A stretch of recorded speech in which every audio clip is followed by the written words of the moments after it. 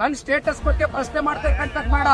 ಅಧಿಕಾರ ಯಾವನಿಗೂ ಶಾಶ್ವತ ಅಲ್ಲ. 28ಕ್ಕೆ ಮಾಜಿ ಆಗ್ತಾರೆ ಮಿಸ್ಟರ್ ಡಿ ಕೆ ಶಿವಕುಮಾರ್ ಮನೇಲಿ ಅನ್ವರ್ಲಿ ಎಲ್ಲ. ಮೊನ್ನೆ ಕುಮಾರಣ್ಣ ಅವರು ಕೂತ್ಕೊಂಡು ಪ್ರೆಸ್ ಅಡ್ರೆಸ್ ಮಾಡಿ ದೇವೇಗೌಡರು ಸಾಹೇಬ್ರು ಪ್ರೆಸ್ ಅಡ್ರೆಸ್ ಮಾಡಿದ್ಮೇಲೆ ಒಳಗಡೆ ಈಗ ತಳಮಳ ಶುರುವಾಗಿ ಇವತ್ತು ಒಂದ್ 30 ಜನ 40 ಜನ ರೈತ ಮುಖಂಡರು ಅಂತ ತರಿಸಿದ್ರಲ್ಲ ಸಾರ್ ಕಚೇರಿಗೆ.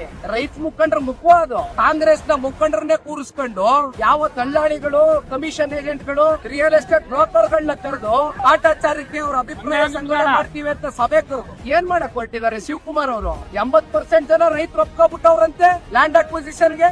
ಏನ್ ಬಂದಿದ್ಯೇನಪ್ಪ ಸಾಹೇಬ, ಮೈಕೈ ಒದರ್ಕೊಂಡು ಕೆಳಗಡೆ ಹಿಡಿದ್ವಾ.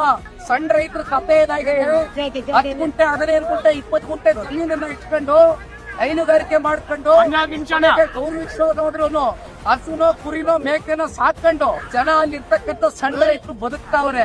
ಅವ್ರ ಹೊಟ್ಟೆಗೆ ಕನ್ನ ಹಾಕೋದು ಬೇಡ. ಮತ್ತಿನ್ಯಾವ ಯಾವನಿಗೋ ಕೋಟಿ ಕೊಡ್ತೀನಿ, 2 ಕೋಟಿ ಕೊಡ್ತೀನಿ, 3 ಕೋಟಿ ಕೊಡ್ತೀನಿ ಅಂತ ಯಾರ್ಯಾರು ಹೆಸರಲ್ಲಿ ಇನ್ವೆಸ್ಟ್ಮೆಂಟ್ ಮಾಡ್ಕೊಂಡು ಇಟ್ಕೊಂಡವ್ರಲ್ಲ ಇವರು. ರಿಯಲ್ ಎಸ್ಟೇಟ್ ದಂಧೆಕೋರರಿಗೆ ಅನುಕೂಲ ಮಾಡ್ಕೊಡಕ್ಕೆ ಇದು 80% ಜನ ಒಪ್ಕೊಬಿಟ್ಟವ್ರ. ಇವರೇ ಕೂತ ತೀರ್ಮಾನ ಮಾಡ್ಬಿಟ್ರ. ಹೋಗಿ ಏನಾದ್ರು ನೀವು ಪರಿಶೀಲನೆ ಮಾಡಿದೀರಾ? ಅಧಿಕಾರಿಗಳೇನಾದ್ರು ಹೋಗಿ ಹಳ್ಳಿಗಳಲ್ಲಿ ಏನಾದ್ರು ಸಭೆಗಳು ಕಂಡಕ್ಟ್ ಮಾಡಿದಾರ? ರೈತನ ಭೇಟಿ ಮಾಡಿದೀರಾ? ನಿಜವಾದ ರೈತರನ್ನ, ಸಣ್ಣ ರೈತರ ಸಂಕಷ್ಟ ಗೊತ್ತಿದ್ಯಾ ಅವ್ರಿಗೆ?